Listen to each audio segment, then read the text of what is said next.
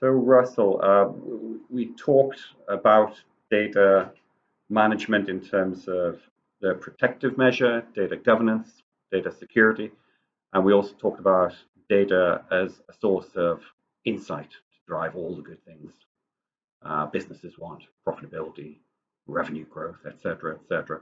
But you're there at the sharp end. Tell me a little bit about what you're seeing out there in terms of best practices, in terms of grabbing that data and making use of it. Okay, Martin, it's another really good question.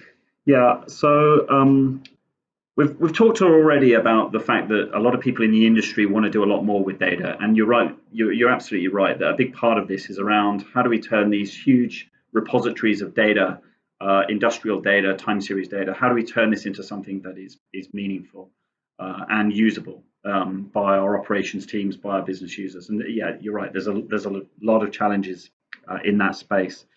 I think the answer really comes around in relation to implementing a good data management strategy for your operational data. Mentioned in the first podcast we did that our technology, the PI system, has been around for nearly 40 years, and we've been working with many oil companies for over 20 years. And in that time, how these companies have been considering our technology, using our technology, has changed significantly. So I think if we look to the past, people would have talked about the PI system very much as a real-time data historian, really just a sort of large database for collecting and historizing time series data. But as we wind the clock forward now, we're in a far more sophisticated, far more complex technical landscape. Suddenly we have data coming from far more places. We've got far more applications and other enterprise tools, operational tools that are connected to this kind of technology. And the workflows that's taking place between all these systems is changing and getting more sophisticated. So technology like ours has had to also evolve to be able to meet those challenges. And we've had to move from being this historian database just of lots and lots of time series data into something that can help unlock and expose real insight and real value into this data. And this is why we sort of now try to we sort of try and steer away from using the term data historian, and we now much prefer terms like data platform or data infrastructure when we're talking about technology like ours. And I think a lot of the secret to unlocking this value is to be able to add context and structure and meaning to that data right at in the central data repository itself.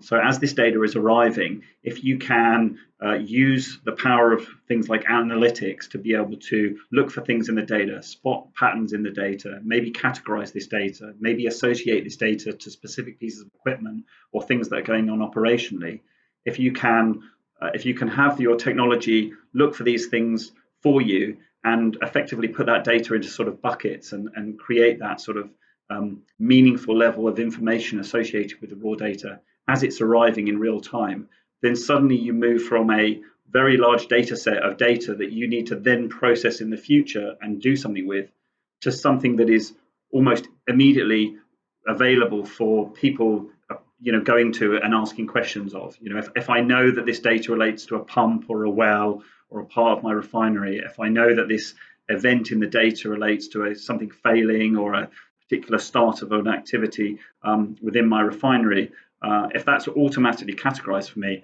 then when I come to this and say, okay, real-time technology, give me all the times that all my pumps have failed over the last 6 months, that data is immediately available for me, and then I can start doing things with it.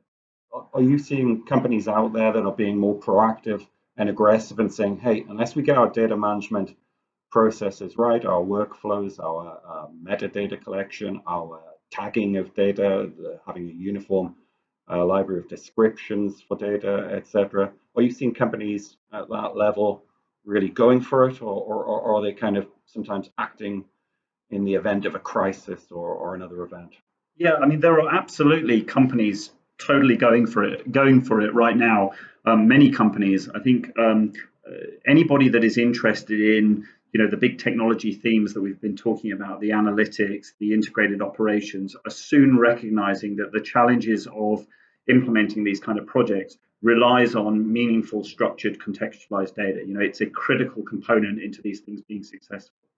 If you try and approach, data science problems, big data analytics, machine learning, AI, any of these kind of large, complex technical problems with just raw time series data, the industry learned several years ago that this is just not the good way to get value and accelerate the kind of benefits you can get from these projects, because your data scientists are spending so long trying to work out what all the data means and trying to put things into buckets and that tidy it all up before they actually do any of the data science on it, that the time to value is massively increased. And people are realizing, look, this isn't going to work and this isn't going to scale. It may work for a specific problem on one thing that I'm trying to solve, but if I'm suddenly trying to apply the same kind of technology to many, many different types of problems in my oil field, my refinery, my pipeline infrastructure, then it doesn't work. And I need my data to be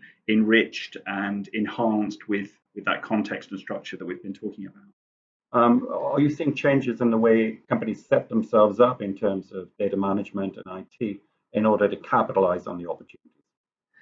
Yeah, it's a great question, and I think in some ways you've answered some of it already. I mean, there are new roles emerging in oil and gas companies throughout the technical landscape. Yes, there are data officers. Yes, there are security architects. There are security officers. There are data management people. There are people who are very involved with data quality, assessing data quality. All these kind of roles and responsibilities are something we're seeing a lot more.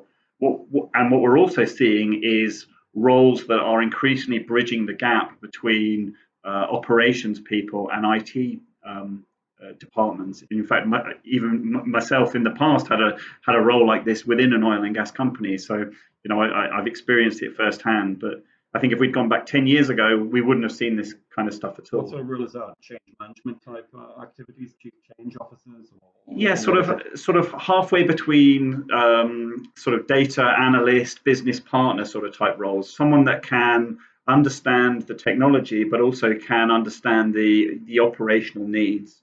I think a big part of our technology is that we've always been very much involved with the operational departments within the kind of companies we're working with. We've been a tool that is well known, well loved by operations people, and it's really, really important to us that this technology continues to be of value to people in operations. Yeah. I think one of the challenges that we see a little bit in the industry is as all these new roles that you were just talking about come about, and people are increasingly interested in things like data science and big data and all this kind of stuff, that these roles appear often closely associated with IT departments. And I think it's really, really important to remember that at the heart of all this technology and data is the need to support critical operations. Absolutely. And there are for every one or two data scientists or 10 or 20 data scientists that there may be in a large integrated oil company, there will be thousands and thousands of operations people who need access to this data and need the ability to have this data presented to them when they need it to make the right decisions as quickly and safely as possible to optimize their operations. Well, absolutely. I think it's such an important aspect of the CIO role today is to be the person that speaks that Esperanto, speaks the language of the board, and the operations people at the sharp end of the business, and doesn't just sit there spouting out a lot of jargon and seeing IT as a discrete standalone department, right? Yeah, absolutely. I think